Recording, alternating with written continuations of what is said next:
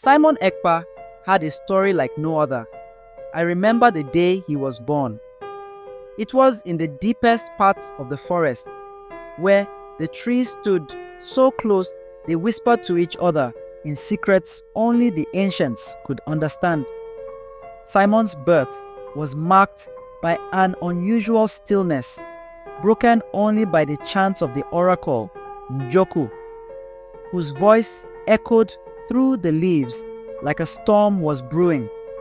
Njoku held Simon up in his arms that night and said, "This child will free his people. His path will be heavy, his fight long, but he is chosen." Those words clung to the air, heavy and real. I was there, a witness to it all, barely a man myself, but old enough to know I was seeing something important. Simon grew up in Uzii town, right there in Abakaliki, where everyone knew his story. People would tell him, "Remember, you are not like other children. You carry a burden." But he was still a child, playful and curious. The older he got, the more he began to understand the weight of that burden. He saw how people from Biafra, his own people, suffered under the rule of Nigeria. They were ignored, their voices silenced, their dreams crushed. Simon was sharp-minded, even as a boy, and his thirst for knowledge was undeniable. He learned from the elders, asking questions about history, about Biafra, about why things were the way they were. But soon, he knew he had to leave. He would have to go far, to Europe, to get an education, to gather knowledge that would make him powerful enough to fight. Leaving Uzii was hard. Many wondered if he'd forget his roots, but Simon promised he would return. In Europe, he learned quickly. He absorbed all he could about law, politics, and the power structures that controlled nations. But it wasn't an easy path. People warned him, told him not to meddle in things too big for him. He faced resistance from every side. Some who claimed he was a fool, some who thought he was a threat. The Nigerian authorities watched him, labeling him an agitator, calling him dangerous. They spread rumors, propaganda, trying to turn people against him. The louder his voice grew for Biafra, the more enemies he seemed to gain. Back home, his name became a mix of legend and controversy. Some called him a hero. Others believed the rumors, afraid his fight would bring trouble. Still, Simon did not back down. He would speak at events, write to leaders, gather his people, sharing the stories of their struggle, making sure the world heard about Biafra. The fight was draining, but Simon carried it with the weight of Njoku's prophecy still echoing in his mind. Years passed, and Simon's influence grew. People saw in him the spirit of the land, the voice of their ancestors, and the hopes of generations who had dreamed of freedom. He was, after all, a child born under the eyes of the oracle in the heart of the forests, a boy marked by destiny. Simon's journey was long and filled with hardships, but he had learned to embrace them. Each challenge, each insult, and each piece of false information thrown his way only made his resolve stronger. But with each step, he was reminded of the prophecy, of Njoku's words that this path would be heavy and long. And he felt it deep in his bones, a constant reminder that he could not turn back no matter what he faced. In Europe, Simon worked tirelessly. He organized gatherings of Biafrans, spoke with international leaders, and brought the struggles of his people to light. The world was starting to listen, but as his voice grew, so did the resistance. The Nigerian government pushed back harder. They spread stories about him, painting him as a man filled with hate, as someone who didn't understand peace. They called him a threat, trying to divide his supporters by planting doubts and fears. Some of his people back home, those he wanted to save, even began to believe these lies. This cut him deeper than anything. One night, as he sat in his small apartment, papers scattered around him, Simon felt the weight of it all. He remembered his homeland, the smell of the earth in Uzii, the warmth of the people, and the stories told around fires about ancestors who had once been free. That memory was his fuel. The more his name was dragged through the mud, the more he reminded himself why he fought. He knew this was bigger than him, bigger than any story they could spread about him. Then, one day something changed. A letter arrived from a young boy in Uzii. It was carefully written, as if each word had been chosen with purpose. Simon, it read, "We still believe in you. We know you are our hope. Please do not give up." The letter ended with a drawing of the hills around Uzii, and that small piece of home filled Simon with strength. He kept the letter close, a constant reminder of the people who still had faith in him. But his path would not become easier. Even his closest allies warned him about the risks, telling him he was too visible, too vocal.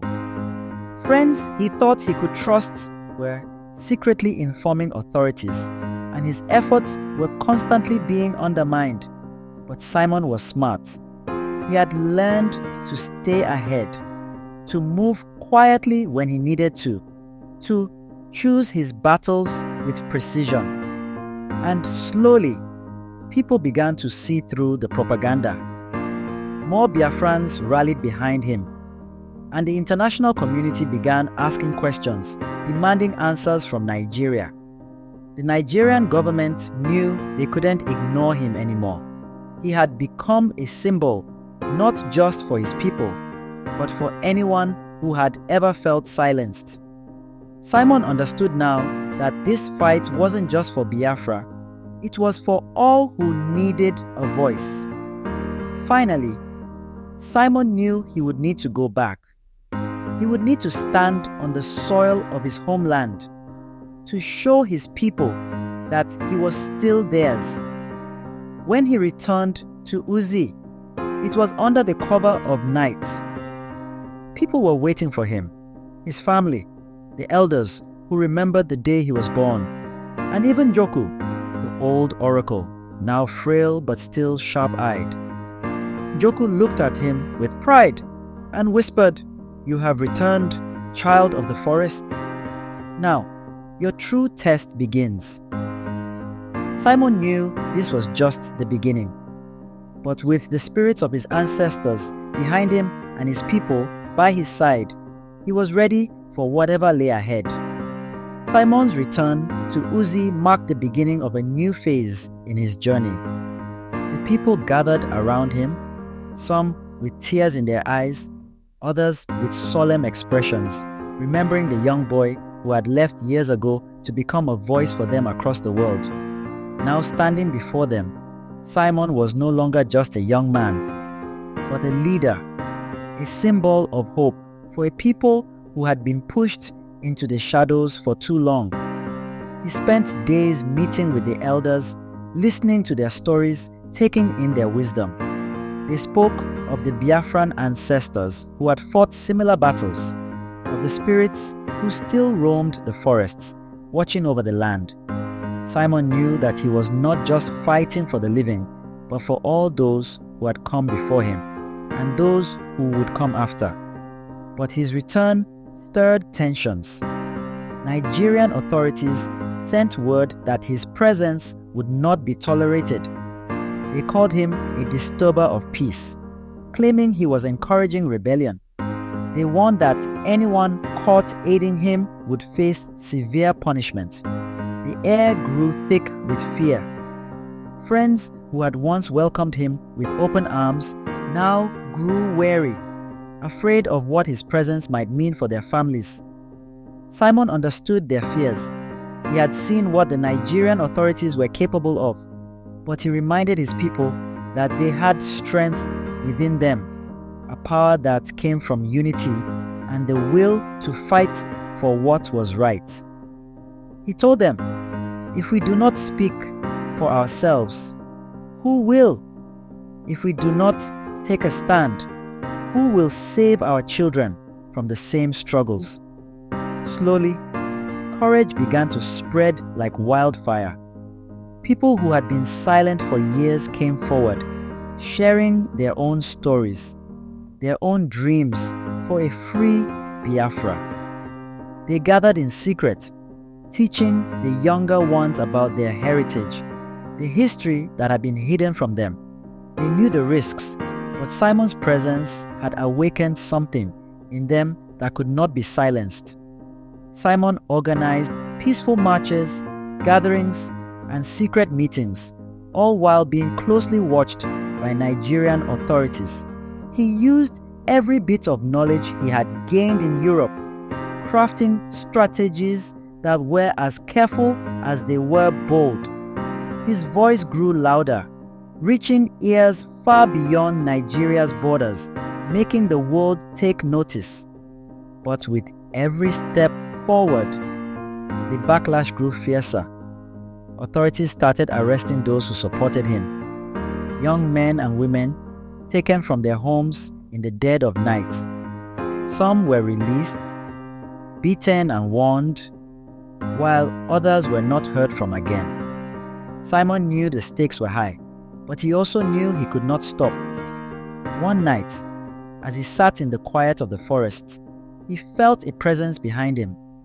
Turning, he saw Njoku, the oracle, standing with the weight of the years on his shoulders, but with eyes as bright as the stars above them. Njoku handed Simon a small, carved stone, its surface etched with symbols of the old ways, a token of protection. "You are not alone, Simon," Njoku whispered. "Remember, the spirits walk with you. No matter how dark the night, they will light your way." The words gave Simon strength. He pressed the stone close to his chest, feeling its energy seep into him, a reminder that he carried the hopes of generations, both past and present. He knew the road ahead would only get harder, but he was prepared. In the months that followed, Simon's movement grew.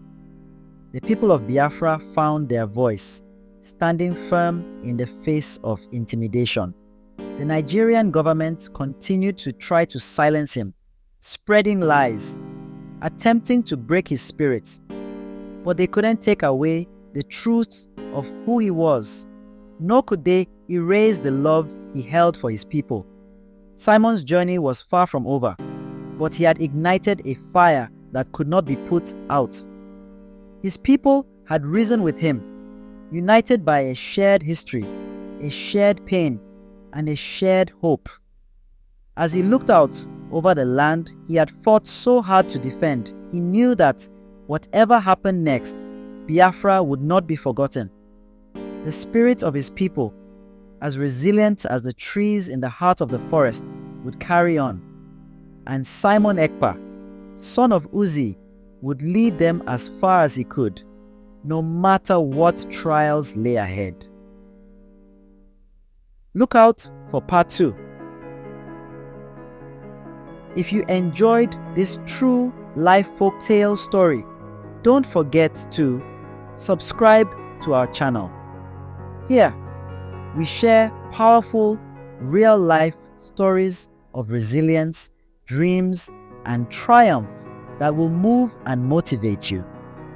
By subscribing, you'll never miss a new story, and you'll be part of a community that believes in the strength of the human spirit.